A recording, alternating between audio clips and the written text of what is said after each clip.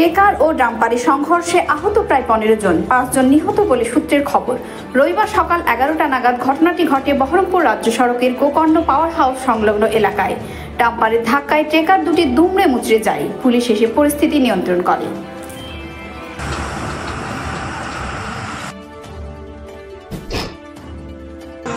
লাগাত 10:50 কি 10:55 মধ্যে ঘটনাটা হয়েছিল। হ্যাঁ, আচ্ছা ট্রেকার আপনার মালি সাইড থেকে বহরমপুর যাচ্ছিল। আসার পথে এই যে ডান সাইডে ড্রাইভারের যে ডান সাইডে আছে না, উল্টো দিকে এসে ডাম্পারের পেছনে মারে। আচ্ছা যে ডাম্পারটা অ্যাকচুয়ালি পুরো খাড়া হয়ে দাঁড়িয়ে পড়েছে। হ্যাঁ, ওটা অ্যাক্সিডেন্ট করছিল। ট্রেকারটা ওখানে উল্টে গিয়ে কী করে বললো? সাইড করে নাকি, মানে এই উল্টে গিয়ে পড়েছে ঝিঝিড়ে? ওখানে না, রাস্তার সামনে গাড়ি ডাম্পারের সামনে ছিল। আচ্ছা আচ্ছা হ্যাঁ, এখান থেকে পেছনে মারার পরে সামনে গিয়ে পড়ে। আচ্ছা ওগুলো দেখা যাচ্ছে না, এরকম তো দেখা যাচ্ছে না। সব দিয়ে দিয়ে কেউ বেঁচে ছিল, 4 জন মারা গেছে। কজন ছিল মোটামুটি গাড়িতে?